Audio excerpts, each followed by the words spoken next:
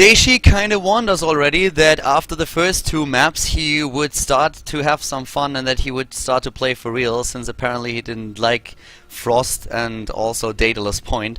At this point in the game we are looking at Polar Knight, and Dayshi somehow was able to suddenly win 2 in a row. On the last game, Dimaga, his opponent here in the best of 5 at the Esports Venture Cup, tried to go for a massive Baneling bust, and Dayshi, he nearly didn't take damage. It was actually pretty amazing how he defended against this. The Banshees helped out and sniped a couple of the Banelings. He had good splits. His Sim City was also very well executed. He just didn't take the damage that Dimaga needed to dish out, especially since Dayshi started with a double Banshee and harassed the mineral line on the main base of Dimaga and at the natural. And with him taking out 21 harvesters, Dimaga found himself in a spot where he was like really low in eco.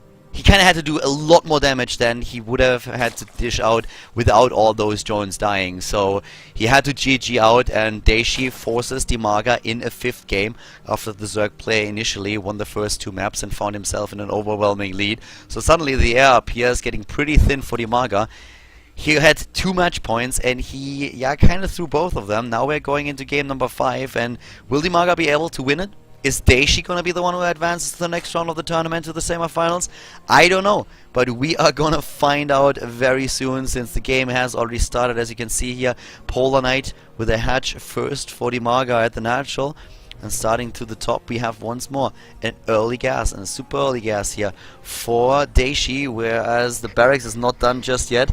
Most likely gonna be Reapers in the opening once more, so let's see how that's gonna work out for the Terran player.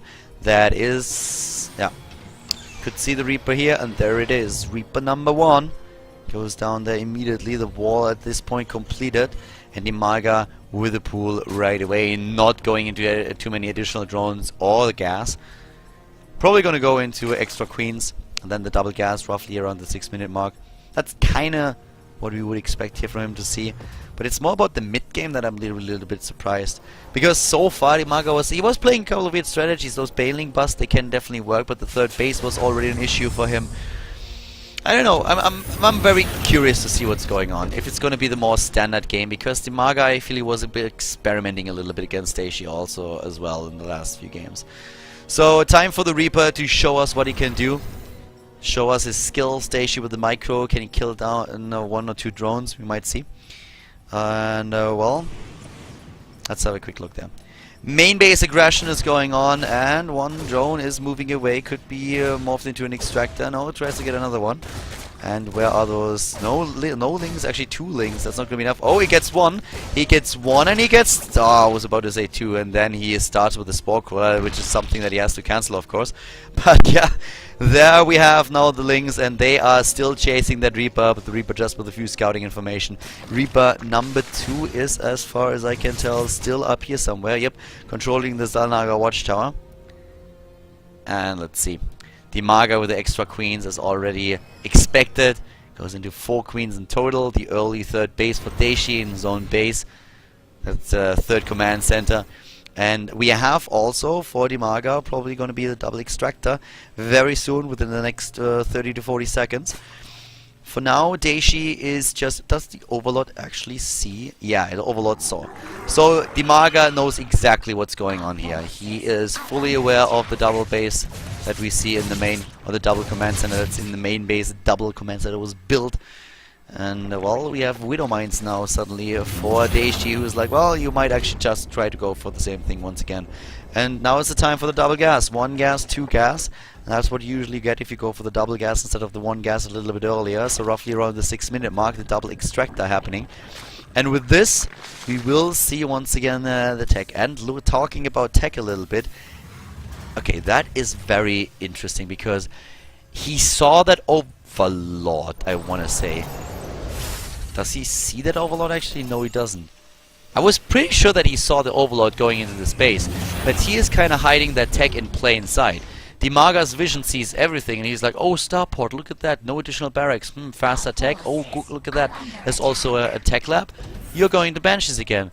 This is basically Dayshi sending Dimaga a letter and being like, dear Dimaga, I'm gonna attack you with cloaked Banshees.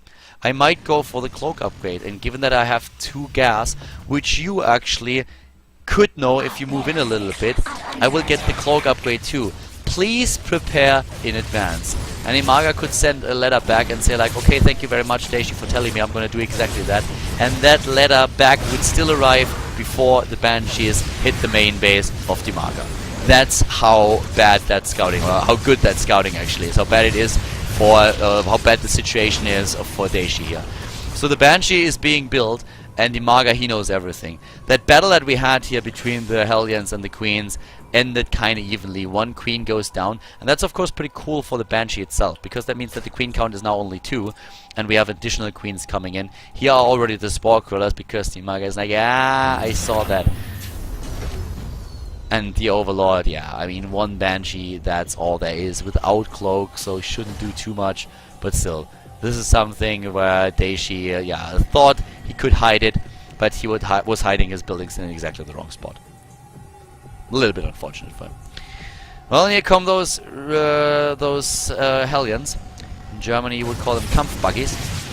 Do you Americans know what a cat car is? That's kind of what a Hellion is. I don't know what the English expression is. It's probably the same thing. I think it's actually a brand. Cat car is a brand in Germany where children have these small thingies where they have like push cars. Don't know what you would actually call them. But yeah, for now we have the Banshee trying to take down at least the Queen, but with the Spore Crawler there, it's highly unlikely. Dimaga! Well, he's gonna lose a couple of units there, and he's gonna lose that Queen if he doesn't pay attention. Losing another drone, he needs to send one of the units in his main base. The Viking takes down the Overlord, and by now we have the ZerG player also taking another base, moving straight down and taking the third, because over here there's still a Widow Mine. That Widow Mine already has a kill. And yep. Therefore, he doesn't really want to risk losing even more units. We have the Roach upgrade started, and that is very unusual, because the one thing that you usually don't want to do is use Roaches against Terran players, unless you go for a Roach push. Roach Hydra is something that a lot of ZerGs have tried to make work, but the problem is that you are very vulnerable against drop play, and Roaches scale very badly into the late game. Very badly at that. So... where we go, once again, Hatch being attacked there, and the Hatch needs to be careful because it's not only the Hellions and the one Reaper, it's also Banshee, and that suddenly does damage. Here comes the speed upgrade for the Roaches, and 7 are already being built, +2/+2. That actually is pretty cool that he's this fast with his upgrades. The 1-1 isn't done for Dayshi, and he's already on his way for +2/+2. If he wants to attack with the timing and go for +2/+2 upgrades, that could actually be exactly what he needs there. The one thing that Dayshi needs to kind of do is realize that there is actually a heavier commitment to ranged units, and then go into siege tanks. Siege tanks are pretty epic against what Dimaga is currently building there. But we have instead Widow Mines, and Widow Mines are not doing all that well. Siege tanks are definitely the better options. Yeah, to the bottom left, Dimaga is still getting that Hydra Den into the game as well. So that's gonna help him a lot more. Starting to the top right, we have Dayshi still committing to Widow Mines, and this is basically very much the style that he used against Lingmid or Baneling. But I mean, Widow Mines are effective either way. But still, he would like to have siege tanks right now, that much I can tell you. Nice snipes here with those Roaches. Yes, he's gonna lose all of them, but he's sniping nearly all of the Widow Mines.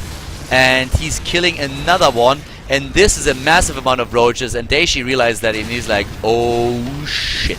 And moves back immediately, because that is more than he gambled for. And I wouldn't be surprised to see the siege tank production started. Marauders is also, of course, a really nice tool against this. +2/+2 doesn't waste any time. That's actually really good for him. He won't be able to really just close that gap in time, but he is not going to lose more time than that. He's not going to give Dimaga a bigger window of opportunity than the ZerG player already has. That Banshee, on the other hand, I mean, that is the most annoying Banshee ever. The Hydralisks are gonna finally put an end to that, I guess, but yeah, for now that army is actually pretty strong.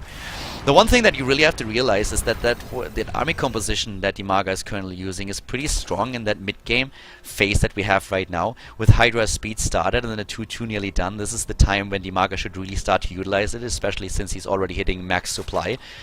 but later on it scales very bad into late game against Terran.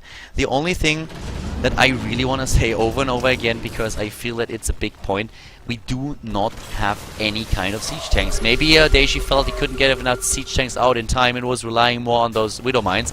But we have roaches with a lot of armor, so they're not going to do too much. And here we go. Dimaga is moving in. He wants to win this game, and both of them are on a massive amount of supply, but the SCV is already coming off the mineral line. The Banshee here still getting a couple of kills, 4 kills so far already. And we have actually Dimaga just crushing this. He's reinforcing immediately as well.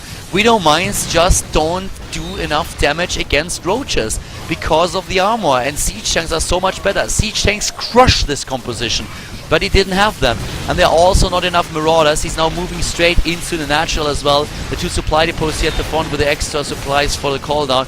Of course, one of the priority targets for Dimaga in just a few seconds. He wants to get rid of the army first. The Overseer, even without the speed upgrade, helps him so much against the Widow Mines to finally take them out and not allowing them a second shot.